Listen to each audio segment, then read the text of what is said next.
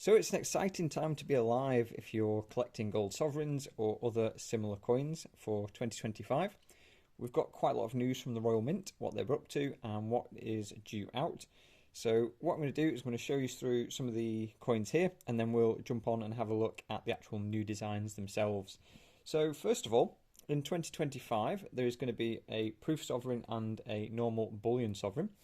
So the normal bullion sovereign is going to be normal bullion, but it's going to be the last of the rose gold sovereigns. So you might, if you've been watching videos on this channel and perhaps others, you might know that the gold sovereign used to be a beautiful gold colour like on the right, and more recently has been this coppery colour as on the left. So basically since the millennium, the colour of the gold has been like a rose gold colour. In the past, when we had George and Edward, we had beautiful gold colours, and obviously through Victoria's reign. So if you notice, the gold sovereign is 22 carat, much like the American eagle, but it is still a more coppery rose goldy colour than the eagle itself. So for those of you familiar with the eagle, you can see it is still a bit of a nice gold colour, a bit like the Krugerrand is, for example. And although it's 22 carat, it does still look gold compared to what we've had from the Royal Mint. So the Royal Mint are going to do the bullion sovereign, which is going to be a normal design. It's not going to have a special design. So when I say normal, we're talking like the standard Georgian dragon design, much like this one here. On the back, I believe it will be the uncrowned king, so just a normal king's portrait rather than this coronation portrait. And then what we have is the proof version. So the proof version is going to be a shield sovereign, and it is going to be the last rose gold sovereign in a shield. So we've basically got the 2002 shield here. We've got the older shield design, which this is based on here. And what they're going to be doing instead is they're going to be doing a shield design based on the 1825 shield, which is Merle's design. And that is going to be like the 200th anniversary. So we've got the 2025 sovereign, we've got the bullion version, which will be sort of a standard one, but the last rose gold one. And then next year we get to look forward to a nice gold colour. So maybe it'll be gold sort of Britannia colour, maybe it'll be a little bit different. I believe it's still going to be 22 carat, but like I was showing before, you can still have those different tones of gold, whether it's 22 carat or not. But it won't be this, this coppery colour. So it only takes a little bit of silver, apparently, to change the colour of the alloy. I assume that's what's going to be happening. And the sovereign specifications specify the gold content. They don't specify silver content as far as I'm aware. So the gold content will obviously remain the same at 22 carat. If I hear otherwise, obviously I'll let you know. And we'll just have a difference in that alloy to make up the colour. Also on the topic of sovereigns, we're going to have a silver sovereign. So this isn't actually a sovereign, but it is the sovereign design. This is something like a £20 silver coin that Royal Mint made just as a some sort of collectible. There's loads of other 50p's and different things and bits and pieces of both precious metals and non-precious coins, but there's loads of those. But yeah, we won't see a special design for this year. Maybe we'll see something special in 2026, who knows. But like I say, I'm quite excited to see what the Royal Mint comes up with in 2026, what the colour will be like.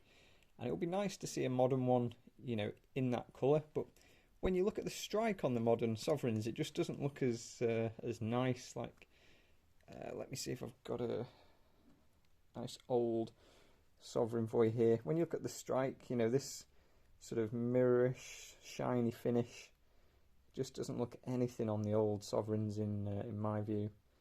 It's just this coppery thing. So hopefully we get back to something more like this, and in that case, it might be a good option to be stacking the more modern ones. It might bring a bit of interest into those. We'll see. Next we have the Tudor Beasts. So we have the next release in the Tudor Beasts. I have the first 4 bullion coins, and there is also the dragon, which I haven't got at the moment in the 1 ounce as I make the video. But we've had the bull in 2023. We also had the Yale in 2023, and before that we had the lion in 2022, and then we have the unicorn in 2024. So we'll next have the obviously we've got the dragon, and then we'll next have the panther, the Queen's Panther, I believe it is.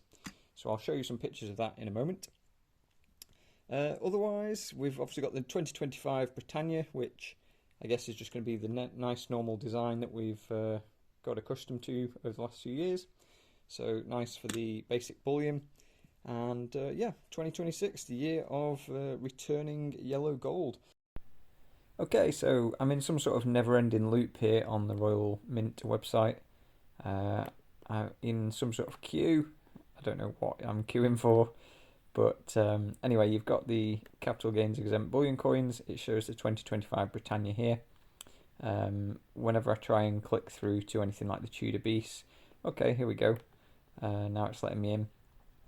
We can see the Panther I mentioned, and I'm not sure. It's got the same, basically the same, exact same stance as the others. Maybe the tail's slightly different. The head looks a bit weak, but it is a panther. It's not obviously a dragon or anything. Probably not super keen on this design compared to the dragon or the lion, you know, some of the others. But looking forward to picking up the gold version and seeing it in the flesh. If I just scroll down here, then again we've got the dragon, which I quite like the dragon. I've not picked up the 1 ounce gold yet, but I do have the 1/4 ounce. And yeah, we have, due to the Royal Mint website sending me round and round in circles, I've got a few pictures here. So the 2025 Sovereign I mentioned, this is bullion by post, of course, and here we can see it's the normal bullion sovereign, but it is, according to the Royal Mint, the last of the rose gold sovereigns. So you can pause and read there if you want to, or obviously jump on their website. We have the 1 ounce gold panther, and as I record the video, it's still on pre-order. They're expecting some time in November. This is the proof sovereign, so this is the half, but it's the same design for all the different sizes.